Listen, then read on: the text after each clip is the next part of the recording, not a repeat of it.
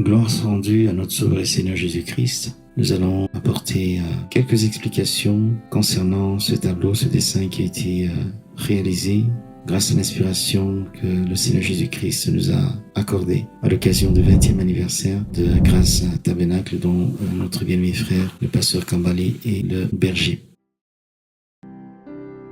La croix n'est pas représentée avec son corps parce que nous croyons que le Seigneur Jésus-Christ, conformément aux Saintes Écritures, est mort, il a été enseveli, il est ressuscité d'entre les morts et il est parti dans la gloire, il a été enlevé, comme cela est écrit. Nous avons également du sang donc sur cette montagne de Golgotha qui est représentée là, et ce sang va également jusqu'au niveau d'Israël qui est représenté par l'étoile de David, car nous savons et nous croyons qu'Israël va recevoir également l'évangile comme nous l'avons reçu, car Éphraïm et Manassé doivent être tous les deux sauvés. Éphraïm représentant les nations et Manassé Israël, l'aîné.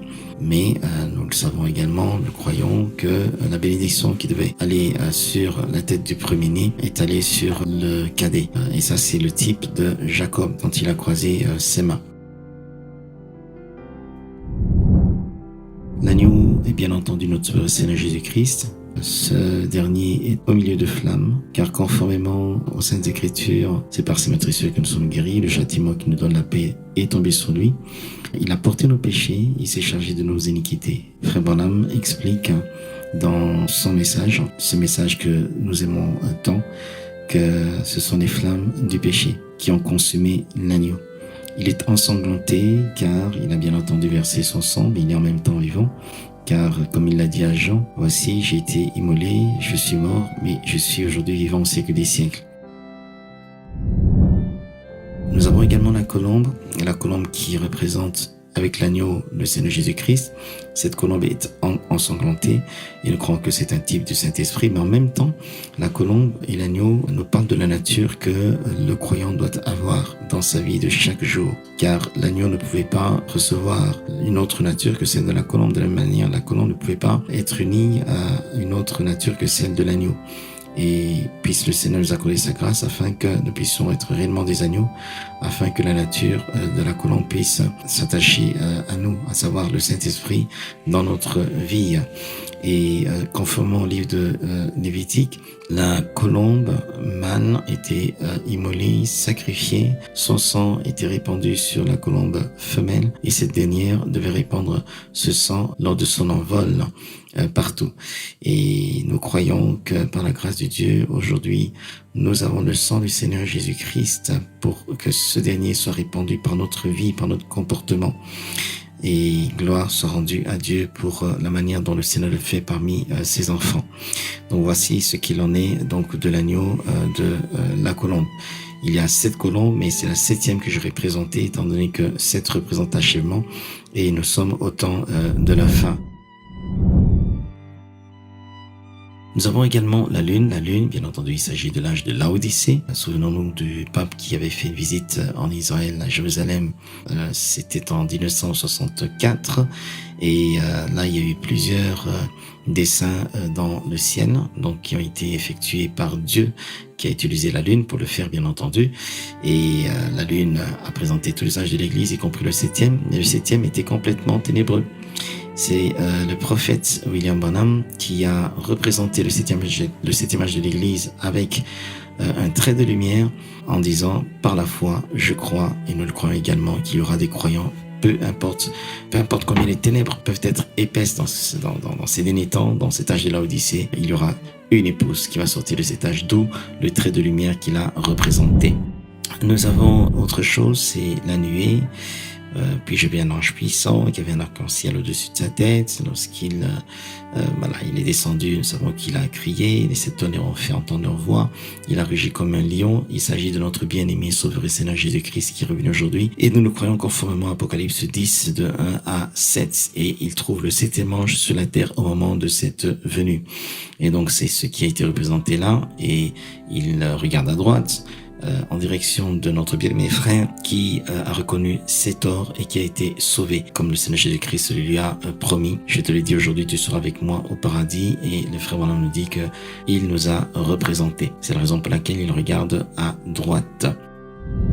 Ensuite, nous avons l'aigle qui ici symbolise le quatrième être vivant, qui est semblable à un aigle qui vole, car nous sommes appelés à vivre dans les hauteurs, nous sommes appelés à avoir une vision profonde des choses, à vivre au-dessus des choses du monde, et l'aigle est également un animal qui est fidèle. C'est un oiseau monogame qui est fidèle, donc l'aigle mâle est fidèle à sa compagne, et par la grâce de Dieu, nous attendons à ce que le Seigneur, par sa grâce, fasse de nous une compagne fidèle à Christ, et que nous ayons réellement dans notre vie l'évidence que l'ancien mari qui autrefois dominait dans nos vies est complètement mort et que nous sommes entièrement au Seigneur Jésus-Christ. Le lion, eh bien, notre Sauveur Seigneur Jésus-Christ, qui est descendu dans la nuée de gloire, c'est bien le lion de la tribu de Juda, qui est descendu avec cette voix, donc rugissant comme un lion, et nous savons que nous sommes au temps de jugement. Mais nous croyons aussi que la pierre de fête qui descend et qui est représentée par cette nuée crie « Grâce, grâce pour elle », comme cela est écrit dans le livre de Zacharie. Nous avons également l'arc-en-ciel qui représente la grâce de Dieu à travers les âges de l'Église, mais aussi c'est le signe de l'Alliance. C'est également le symbole du sang en soi qui a été répandu dans chaque âge de l'Église afin de pouvoir appeler les croyants et pour que ces derniers soient sauvés par celui-ci. Nous avons donc ce sang et cela nous rappelle bien entendu Noé ainsi que l'arc lorsque celui-ci apparut dans la nuit, lorsque l'Éternel Dieu Tout-Puissant l'a manifesté pour dire que je ne détruirai plus la terre de cette manière. Et nous croyons que lorsque nous avons également le bénéfice de cet arc-en-ciel, eh bien, le jugement ne nous atteindra pas, étant donné que le jugement, c'est le Seigneur Jésus-Christ qui l'a pris pour lui-même, sur lui-même, afin que l'épouse puisse recevoir la grâce de Dieu. Nous avons également l'adorateur qui est à genoux et qui adore son Seigneur. Bien entendu, étant donné qu'il s'agit ici de Grâce Tabernacle, il a les couleurs du drapeau belge. Il s'agit de la Belgique. Il a les mains, donc, comme je le disais, en forme de V, parce qu'il s'agit de la victoire. Il y a du sang sur son oreille droite. Il y a du sang sur le pouce de sa main droite. Il y a du sang également sur son pied droit, parce que je n'ai pas pu représenter le sang sur l'orteil du pied droit. Mais il s'agit ici d'une écriture, donc c'est dans Lévitique également, lorsque le lépreux était purifié, le sacrificateur appliquait sur le lobe de son oreille droite, sur le pouce de la main droite, sur l'orteil du pied droit, à la fois du sang et de l'huile, qui représente bien entendu le sang du Seigneur Jésus-Christ qui a été répandu pour nous, le sang que nous appliquons, d'où le trait de sang qui est également sur la poitrine de cet adorateur, car comme nous le savons, lorsque je verrai le sang, je passerai par-dessus vous. Et pourquoi l'oreille, pourquoi la main, pourquoi le pied? Parce que nous croyons que le croyant doit réellement marcher, écouter pour la gloire de Dieu, poser des actes pour la gloire de Dieu et avoir une marche pour la gloire de Dieu. Donc ce que j'entends, ce que je fais est ma marche de chaque jour. Nous avons également les mains des croyants qui sont levées, en signe de victoire également, les doigts sont écartés, donc ça fait des V, plusieurs V, c'est la victoire. La prière, nous le savons comme le frère Branham le dit, ce n'est pas assis, à moins bien entendu que l'on soit peut-être faible, mais c'est debout ou à genoux. Et donc nous avons également là un signe de la victoire. Ensuite, nous avons notre bien-aimé frère William Branham, qui nous croyons être Élie dans ces derniers jours. Oui, nous le savons, le frère Branham dit aussi que l'Élie de ces derniers jours, c'est le Seigneur Jésus-Christ. C'est une chose, mais il le dit également, notre bien-aimé frère Branham, est bien l'accomplissement de Malachie 4. Je vous enverrai Élie le prophète. Il ramènera le cœur des enfants à celui des pères, de peur que je ne vienne et ne frappe le pays de malédiction. Et il a entouré de feu en référence à ce qui s'était passé lorsqu'il prêchait le message Sentinelle, qu'en est-il de la nuit? Il y a eu ces êtres vivants qui ont été manifestés, ces flammes de feu, l'arc-en-ciel, le Seigneur Jésus-Christ dont le profil était derrière lui, et cette plante qui a grandi instantanément comme le bâton d'Aaron dans la présence de l'Éternel. Et voilà, c'est la raison pour laquelle j'ai mis du feu autour de lui.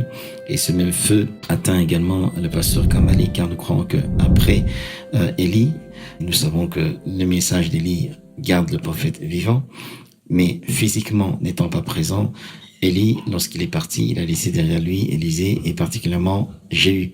Et Jéhu devait être oint par Élie, conformément à ce que Dieu lui avait demandé de faire. Et nous croyons du fin fond du cœur que dans ces derniers jours, les Éphésiens 4, ce sont les Jéhu. Les Jéhu qui doivent poursuivre l'œuvre que Dieu a commencé par Élie. Élie a tué des prophètes de Baal. Jéhu a fait davantage, rassemblant dans le temple de Baal énormément de prophètes de Baal, bien plus que ce qu'il y avait peut-être le jour où Élie les a tués sur la montagne de Carmel. Et il les a rassemblés. Jéhu a rassemblé tous ces prophètes de Baal. Il les a tués. Il a détruit le temple de Baal, chose qu'on n'avait pas faite Élie en son temps.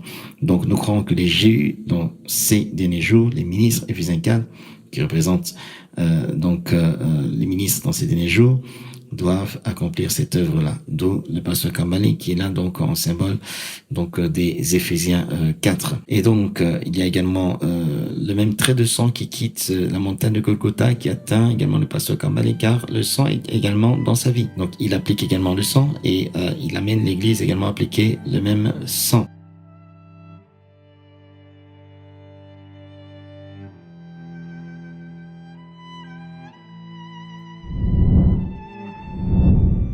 Il y a la couleur verte parce que les pâturages sont verts, selon Psaume 23. Il me dirige près des eaux paisibles, l'Éternel est mon berger, il me conduit dans des verts pâturages. Et il y a également la couleur bleue, parce que la couleur bleue représente la communion fraternelle. Et nous savons que l'âge de l'Odyssée, c'est l'âge de l'amour fraternel également, qui a débuté bien entendu avec Philadelphie, mais lorsqu'on regarde bien entendu ce que le frère Branham a mentionné au niveau de l'âge de l'Odyssée, il a marqué amour fraternel. Et nous avons le nombre 20 bien entendu à l'occasion de l'anniversaire, le 20e anniversaire de Grâce Tabernacle. Nous avons le 2 et dans le 2 il y a également encore le V qui apparaît là-bas avec les couleurs de la Belgique, donc toujours concernant Grâce Tabernacle. Et il y a le 0 du nombre 20 qui est un soleil en fait, qui est colorié avec la couleur jaune qui représente la divinité, car nous croyons du fin fond du cœur que la divinité aujourd'hui doit résider dans le cœur de l'homme pour la gloire de Dieu. Lorsqu'on prend les différents symboles des êtres vivants, à savoir l'agneau, la colombe, la nuée, ça fait un trait. Donc agneau, colombe, nuée, un trait, on monte. De la nuée, on redescend sur l'adorateur. De l'adorateur, on remonte en passant par l'aigle, puis on atteint le lion. Et du lion, on redescend, on passe par le frère Branham et ensuite le pasteur Kambale. Ça forme la lettre M. M comme mercy. Mercy, donc la grâce. Voilà, donc c'est sous le signe de la grâce que le Seigneur nous a conduit à faire ce dessin à l'occasion du 20e anniversaire de Grâce Tabernacle. Que le Seigneur vous bénisse richement et un grand shalom.